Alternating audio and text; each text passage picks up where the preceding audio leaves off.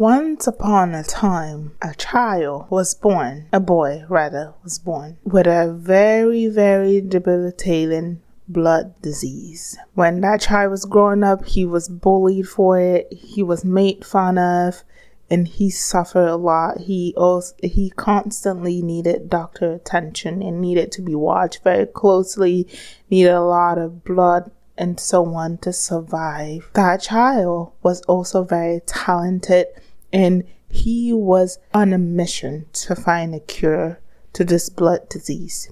He was not the only one. There were other people like him around, and he knew and lived with some of those people. Even one of his best friends had the same blood disease. And so when he became a doctor, his core mission was to find a cure to this debilitating blood disease that often leave him in pain and made him unable to walk on his own. And there, my friend, is who Dr. Morbius is. And so this doctor goes on a mission to find a cure to this blood disease. Does he find a cure? Sort of, right? He has some type of relationship with these vampire bats and study them and use some of their DNA and so on to develop this partial solution to his problem. But there's a problem. He can't control the outcome of this very dangerous thing that turns him into a vampire, some type of monster vampire, and sometime human, sometime monster, and sometime vampire. And so that is what the movie is basically about. I'm going to give you my quick take of this movie. When I went to the movie theater, I was just like, let me find something that looks interesting to watch. And I'm not a huge Marvel or superhero type movie fan. So I wasn't going in with any expectation. I don't watch a lot of superhero movies, so I might miss something. And so be kind with me as I give you my quick take of this movie. Let me start with Michael Morbius, the main character. So he is basically supposed to be like this good superhero, but he also kills, right? And he kills unintentionally because he goes on a mission to find the solution, and he finds a solution. And but he's not able to really control it, and so he often leave a trail, especially when he transformed the first time of his power behind him. And so that was that. And then does Jared Leto really holds the audience attention throughout the movie? Yeah, I think he did a good job at doing it. Was he like phenomenal where I'm like, oh, I want to go back and rewatch this movie? Probably not. It was like the storyline was good. It wasn't something that was like out of this world different. So it's basically your superhero movie where like, you know, this person becomes super powerful. He is on a mission to save the world and so on. The villain in this movie is his own very best friend, Matt Smith. And he doesn't start out as a villain, of course. He is also suffering from this blood disease. And when he finds out that Morbius has a solution, partial solution, all he wants is that solution. It doesn't matter the consequences and what it will take. So he injects him with this himself with the solution behind Morbius' back, and next thing you know, he is off and doing his own thing. He is unapologetic. He's going to kill if he has to survive. He has been living with this disease for all his life, and the last thing he wants to do is to have to deal with it again. So he is unapologetic about his power. He is here for it. On the other hand, Morbius is terrified. He's looking for solution, how to control the power, how to stop the powers, and so on. And so those two really carry the whole movie, and it kind of makes it really, really good. And the acting was really good. I was really particularly impressed with Matt Smith acting. He was really well.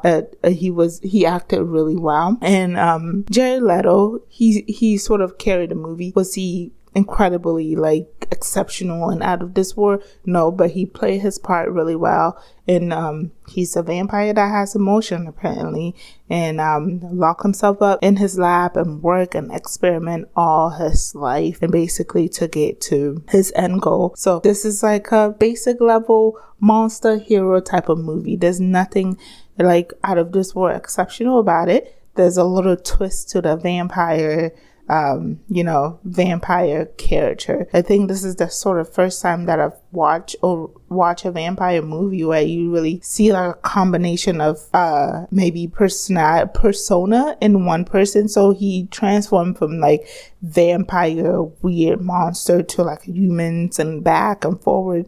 And he really doesn't know how to control it to some extent, but I think that was interesting to watch. I was hoping that they could maybe develop that a little bit more to help the audience understand what is going on. Like, when does he transform into this monster, and when does he not? Like, is it particular things that trigger it? I didn't see that, and so I was like a bit disappointed. But overall, the movie was good, and also here are some not so good things that I didn't like about the movie. The first thing is the little wavy melting kind of melting type of thing that happens when like Morbius is like fighting and flying, and I'm like, you get this off color melting trail following him. Like, for example, if he's wearing like an orange shirt and pants, you get that little melting orange that followed him, like a trail of orange that is like waving and following him. I didn't really understand what that was meant for, so that was like, oh, that's weird, but okay. Another surprising thing that I didn't see coming, and also really think they could have done better, was the romance between him and his working partner, the doctor that he was working with. Towards the end of the movie, they developed some type of romance, and then I guess at the end somebody turns into a vampire or something. We don't know, so maybe the next movie is going to tell us. So that romance was very like out of nowhere. So it's like 1 minute if they're just working partners, they've never been like any romantic signal from either of them, and then the next minute, they'll get cozy and they're kissing and all that, and I'm like, weird. I hope you would have developed that story a little bit more. And another thing that I didn't really get, and also storyline wasn't really like well done, was the ship. So in the ship, Morbius pretty much kills everyone but his lab mate, which doesn't make sense because what he's going for is blood. He's killing them to take their blood and so on. But she passed out. She's still breathing, right? And she's still breathing. She still had blood running through her vein. And Morbius really says that he can't control his attacks. But somehow the doctor survives that. And before Morbius jumps ship, he literally calls for help so they can come help save her. So I was like a bit confused by that, and thought they could have done, the writer could have done better sort of developing that scene and making it make sense. Also, another scene that I was like, I wasn't feeling it at all was the arrest. So how do you arrest a vampire? And that's sort of after he turns and like the FBI goes to talk to him and he starts to fight them. He literally flew from like the first floor all the way to the top floor. This is like a skyscraper. And the FBI is pointing a gun at him. And then he just sits in there like, oh, should I jump or should I not? And I'm like, but we never get to see what happened. It cut through a scene with him and Jared and the FBI talking to him. And one of the FBI having like a holy water in front of him just to protect himself. But the holy water really isn't doing anything. So we really don't know what this vampire character has and doesn't have. And also like that was a really weird scene. How do you arrest somebody that has that much power? Because eventually he's able to break out of jail So if he can break out of jail, how do you arrest him, right? So that was confusing for me. And I was like, I wish you'd have done more with that scene, or maybe just make the storyline a little bit more clear. Overall, I liked the movie. I wasn't particularly like too surprised by anything, but the storyline was good. The character did really well, and I was confused in some scene, but also now I want to do some research about artificial blood. Is it a real thing? I don't know. So I'm gonna dig into that and see if artificial blood is a real thing.